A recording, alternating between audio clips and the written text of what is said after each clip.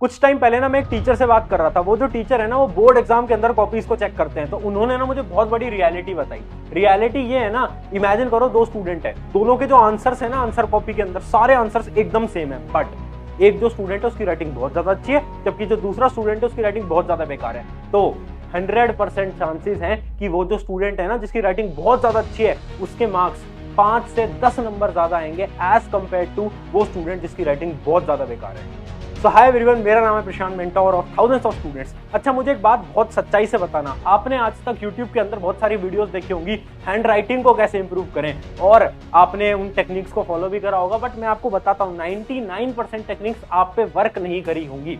ऐसा पता क्यों होता है? क्योंकि हर एक इंसान की राइटिंग अलग होती है, और YouTube पे जितनी भी वीडियो होते हैं ना हैंड राइटिंग के ऊपर, सब में बताते हैं कि अच्छा पेन को ऐसे पकड़ो, पेन को ऐसे पकड़ो, पेन को वैसे पकड़ो, राइटिंग बदल जाएगी। ऐसा कुछ नहीं होता। अगर आप ये सोच रहे हो आज मैं भी ये बताने वाला हूं कि पेन को ऐसे पकड़ना राइटिंग अच्छी हो जाएगी, नहीं।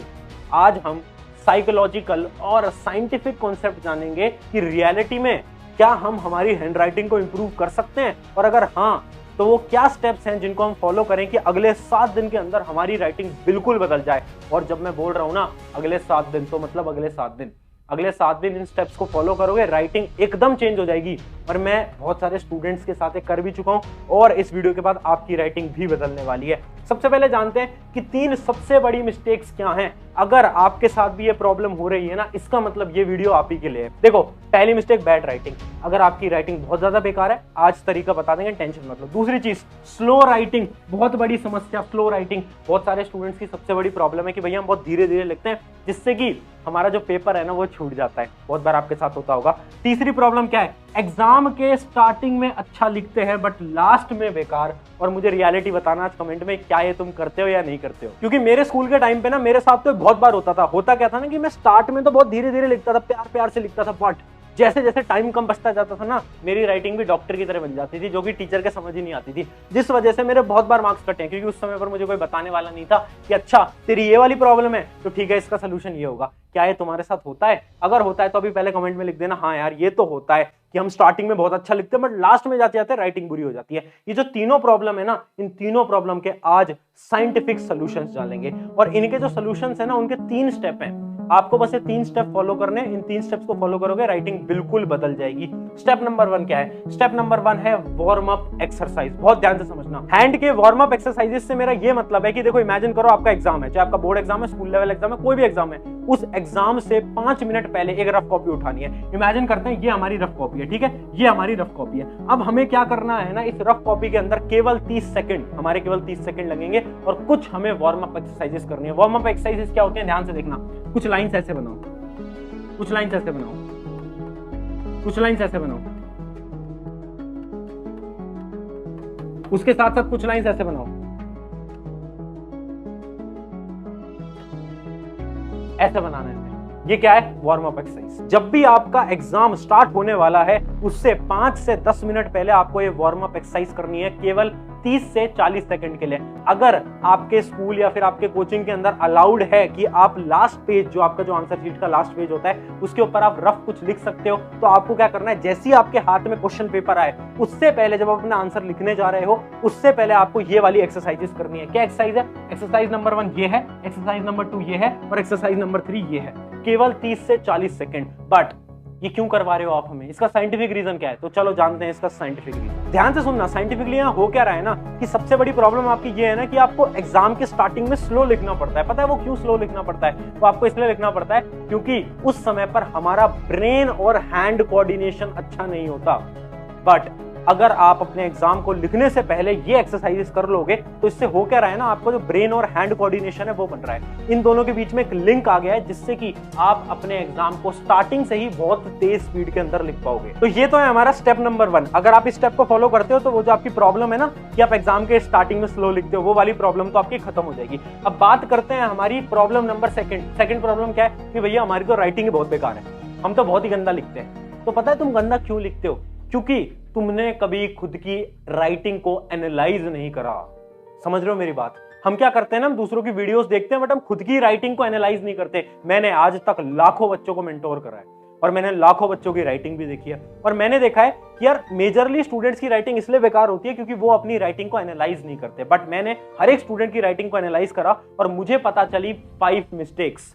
अगर आपने इन 5 गलतियों को ध्यान से देख लिया ना, तो आपकी जो बुरी राइटिंग वाली प्रॉब्लम है ना, ये ऑलमोस्ट समाप्त हो जाएगी। अब मैं क्या करूंगा ना, मैं आपको हर एक गलती समझाऊंगा और आपको रिलेट करना है क्या आप ये गलती करते हो या नहीं करते हो। अभी आप एक नोटबुक ले आओ, जिस नोटबुक के अंदर आपने ऑलरेडी एक आंसर लिखा हो कभी पास्ट के अंदर, कोई भी आपकी नोटबुक जिसके अंदर आपने अपनी हैंड राइटिंग से कोई भी आंसर लिखा हो, सबसे पहले वो लेकर आ जाओ। अब देखो मैं कुछ मिस्टेक्स दिखाने वाला हूं। सबसे पहली है हमारी मिस्टेक नंबर 1, और आपको रिलेट करना है अपनी राइटिंग से, क्या आप ये मिस्टेक कर रहे हो या नहीं कर रहे हो। ठीक है, शायद ऐसा हो सकता है आप इन 5 में से एक गलती कर रहे हो, 2 गलती कर रहे हो, या फिर 5 ही गलती कर रहे हो, ऐसा भी हो सकता है। मिस्टेक नंबर 1 क्या है? Gap between words. जैसे कि एक एग्जांपल मैंने दे दिया है, आप देख सकते हो अपनी स्क्रीन के ऊपर, यहाँ पर कुछ लिखा हुआ है, माय नेम इज प्रशांत। अब ये जो राइटिंग है ना, इसके अंदर मिस्टेक क्या है? इसके अंदर मिस्टेक ये है कि भाई गैप बिटवीन वर्ड बहुत ज्यादा है। देखो ये गैप बिटवीन इतना, अब गैप इंक्रीज हो गया, अब गैप डिक्रीज हो गया। अब इससे क्या होता है ना, जब एक टीचर पढ़ने बैठता है ना, ऐसे ऐसे ऐसे ऐसे, ये जो गैप है, इससे टीचर को प्रॉब्लम होती है, जिस वजह से आपकी राइटिंग बेकार लगती है। ये जितनी भी मिस्टेक्स हैं ना, इन सबके सोल्यूशन बताऊंगा लास्ट में, पर सबसे पहले आप अपनी राइटिंग को एनालाइज करो। क्या आप मिस्टेक नंबर 1 करते हो, हाँ या ना? खुद से पूछो। अगर करते हो तो ठीक है, इसका सोल्यूशन बताएंगे, नहीं करते तो अगली मिस्टेक की तरफ बढ़ते हैं। मिस्टेक नंबर 2 क्या है? बिग और स्मॉल साइज ऑफ लेटर। अब देखो बहुत सारे स्टूडेंट्स की राइटिंग या तो ऐसी दिखती होगी, ऐसी छोटी मोटी, ये जैसे कीड़े मकोड़े से मार दिए हो, है ना, इस प्रकार से किस स्टूडेंट की राइटिंग हो सकती है। या फिर कुछ स्टूडेंट की राइटिंग ऐसी भी होती है बड़ी बड़ी, अभी शायद आपको स्क्रीन पे ज्यादा बड़ी नहीं दिख रही होगी, बट बहुत सारे स्टूडेंट बहुत बड़ा बड़ा भी लिखते हैं। तो क्या आपकी राइटिंग में प्रॉब्लम है? क्या आप बहुत ज्यादा छोटा लिखते हो, फिर आप क्या बहुत ज्यादा बड़ा लिखते हो? एनालाइज करो, हाँ या ना, खुद से पूछो। ठीक है, अब चलते हैं मिस्टेक नंबर 3 की तरफ। और ये सारी मिस्टेक्स को एनालाइज करने के बाद ना, आपको आज कमेंट में लिखना है कि आप कौन सी मिस्टेक कर रहे हो। क्या आप मिस्टेक नंबर 1 कर रहे हो, 2 कर रहे हो, 3 कर रहे हो, 4 कर रहे हो, या फिर सारी कर रहे हो, 2 या 3 कर रहे हो, 4 या 5 कर रहे हो, आप कौन सी कर रहे हो। तो देखते हैं मिस्टेक नंबर 3, थिक राइटिंग। अब बहुत सारे स्टूडेंट्स के मैंने कॉपी में देखा है कि वो ना बहुत मोटा मोटा लिखते हैं, जिसकी वजह से ना उनके कुछ वर्ड्स होते हैं ना, वो ओवरलैप कर देते हैं। जैसे कि आप यहाँ पर देख सकते हो, ये जो शब्द है समझ नहीं आ पा रहा, ये जो शब्द है ना समझ नहीं आ पा रहा। क्यों? क्योंकि राइटिंग बहुत मोटी मोटी है। मिस्टेक नंबर 4 बहुत ज्यादा कॉमन है, और मैं बहुत सारे स्टूडेंट्स को भी ये देखता हूँ करते हुए, वो है टिल्टेड वर्ड्स। बहुत सारे स्टूडेंट क्या करते हैं ना, थोड़ा सा टेढ़ा लिखते हैं, जैसे आप देख पा रहे हो कैसे टेढ़े की तरफ जा रहे हैं हमारा हाथ। ये मैंने बहुत बार देखा है, और बहुत सारे स्टूडेंट ये गलती करते भी हैं कि जो लेटर्स है उनको टेढ़ा लिखते हैं। क्या आप ये गलती करते हो, हाँ या ना, पूछो। और लास्ट और फाइनल मिस्टेक है प्रॉब्लम विद 1 लेटर। अब देखो बहुत सारे स्टूडेंट के साथ ये प्रॉब्लम हो सकती है कि एक लेटर वो बेकार बनाते हो, जैसे कि जी। ऐसे मैंने देखा है बहुत सारे स्टूडेंट अजीब सा जी बना देते हैं, जो कि एग्जामिनर को समझ ही नहीं आ पाता इसने लिखने की कोशिश क्या करी है। या फिर एन एच और एन में बच्चे कंफ्यूज हो जाते हैं कि एच कौन सा है, एन कौन सा है। ऐसी मिस्टेक भी करते हैं, है ना, राइट। तो मैंने आपको 5 मिस्टेक बता दी। अब आप खुद की राइटिंग से एनालाइज करके पहले कमेंट में ये बताओ आप कौन सी मिस्टेक करते हो। मिस्टेक 1, 2, 3, 4, 5, या फिर सारी, या फिर कोई भी नहीं। आई होप आपने कमेंट कर दिया होगा। अब बात करते हैं इनके सोल्यूशंस की। तो देखो हर एक प्रॉब्लम जो मैंने आपको दिखाई, मिस्टेक नंबर 1, 2, 3, 4, 5, सबके एक एक सोल्यूशन बताऊंगा। अभी हमने क्या करा, खुद की राइटिंग को एनालाइज करा। अब उस एनालिसिस की मदद से हम खुद की राइटिंग को सॉल्व करेंगे पूरे यूट्यूब के ऊपर। आपको ऐसी वीडियो नहीं मिलेगी, ये मेरी गारंटी है। देखो पहली मिस्टेक क्या थी, मिस्टेक नंबर 1 थी गैप बिटवीन लेटर्स। मैंने आपको दिखाया था बहुत ज्यादा गैप आपके लेटर्स के बीच में अगर है तो उसका सोल्यूशन क्या है। उसका सोल्यूशन है राइट स्लोली। देखो अगर आप बहुत ज्यादा गैप एक लेटर के बीच में छोड़ते हो ना, जैसे मैंने आपको स्टार्टिंग में एग्जांपल से समझाया था, अगर वो वाली मिस्टेक है ना, तो आपका जो ब्रेन और हैंड कोऑर्डिनेशन है ना, वो अच्छा नहीं है। तो उसके लिए आपको क्या करना है ना, कुछ दिन, अगले 7 दिन जब भी आप कुछ भी लिख रहे हो ना, तो थोड़ा धीरे धीरे लिखो। उससे क्या होगा, आपके दिमाग और हाथ का जो कोऑर्डिनेशन है वो बनने लगेगा। अगला सोल्यूशन क्या है, अगर बेकार राइटिंग है तो बड़ा लिखो वरना नॉर्मल। अगली जो हमारी प्रॉब्लम थी वो क्या थी, हमारी प्रॉब्लम थी कि कुछ लोग तो बहुत बड़ी बड़ी राइटिंग लिखते हैं, कुछ लोग बहुत छोटी छोटी राइटिंग लिखते हैं। तो देखो अगर आप बहुत ज्यादा छोटी राइटिंग लिखते हो तो प्रॉब्लम है कि आप अपने पेन को थोड़े गलत तरीके से होल्ड कर रहे हो कहीं ना कहीं। तो अगर आप बहुत ज्यादा छोटा लिख रहे हो तो पेन को थोड़ा सा ध्यान से होल्ड करो। पेन को मतलब देखो कि आप किस प्रकार से होल्ड कर रहे हो, क्या आप ऐसे होल्ड कर रहे हो, बहुत आगे से तो आप होल्ड नहीं कर रहे, वो आप जरूर देखना। उसके अलावा अगर आपकी राइटिंग बहुत बेकार है ना, तो आपको क्या करना है ना, बड़ा बड़ा लिखना है। क्यों, जब हमारी राइटिंग बेकार होती है ना, तो हम बड़ा बड़ा लिखते हैं ना, तो टीचर को इजीली समझ आता है। तो अगर आपकी राइटिंग बेकार है तो आपके लिए टिप है कि आप बड़ा बड़ा लिखिए। और अगर आप बहुत छोटा छोटा लिख रहे हो, कैसे इंप्रूव करोगे, पेन को थोड़ा डिफरेंट तरीके से पकड़ने का ट्राई करना है। उसके अलावा तीसरी प्रॉब्लम क्या थी हमारी, तीसरी प्रॉब्लम थी थिक राइटिंग। बहुत बार मैंने बताया था ना कि स्टूडेंट्स की राइटिंग बहुत मोटी मोटी सी होती है, जिसकी वजह से वर्ड्स जो होते हैं वो ओवरलैप कर जाते हैं। तो उसके लिए क्या है, hold pen with less pressure, बहुत ज्यादा इंपॉर्टेंट स्टेप। बहुत सारे बच्चे क्या करते हैं ना, पेन को बहुत गड़ा गड़ा के लिखते हैं, ऐसे ऐसे लिखेंगे उसको ऐसे। भाई क्यों ऐसे नहीं लिखना होता, ऐसे मत करो, है ना। पेन की निब तो टूट ही जाएगी, उसके साथ साथ तुम्हारे नंबर भी छूट जाएंगे, ठीक है। तो हमें क्या करना है ना, होल्ड पेन को बहुत धीरे धीरे लिखना है, मतलब हमें ज्यादा प्रेशर नहीं बनाना, हमें लाइट लाइट लाइट लाइट लिखना है, ठीक है, समझ गए। और दूसरी टेक्निक क्या है, मूव हैंड नॉट रिस्ट, बहुत ज्यादा इंपॉर्टेंट है, ध्यान से समझते हैं। हम क्या कर रहे हैं ना, मेजरली मैंने 90% लोगों को देखा है, वो कैसे लिखेंगे, ध्यान से देखना, वो ऐसे लिखेंगे, ऐसे अपने रिस्ट को मूव करेंगे, अपनी रिस्ट को ऐसे मूव करेंगे। हमें कैसे लिखना है ना, अगर आपकी राइटिंग मोटी आ रही है ना, तो रिस्ट को मूव मत करो, अपने हैंड को मूव करो। जैसे कि मैं ऐसे, मैंने क्या करा, अपने हैंड को मूव करा। पहले मैं क्या कर रहा था, पहले मैं ऐसे रिस्ट को मूव कर रहा था, मैं अपनी कलाई को मूव कर रहा था, मैं अपने हैंड को मूव कर रहा हूँ, समझ गए। तो अगर तुम्हारी राइटिंग मोटी आती है तो इसका मतलब है कि आप अपने रिस्ट को मूव कर रहे हो, आप अपने हैंड को मूव करना स्टार्ट करो, जो राइटिंग है वो अच्छी आ जाएगी। अगली देखते हैं, अगली जो हमारी प्रॉब्लम थी वो थी टेढ़ी राइटिंग। मैंने दिखाया था ना, बच्चे बहुत ऐसा टेढ़ा मेढ़ा लिखते हैं, तो वो डिपेंड करता है आपके बॉडी स्टाइल पे। देखो बहुत सारे बच्चे ना क्या करते हैं ना, नोटबुक को ऐसा टेढ़ा करके लिखते हैं। जैसे कि आपको एग्जांपल से समझाता हूँ, इमेजिन कर लो ये मेरी नोटबुक है, ठीक है।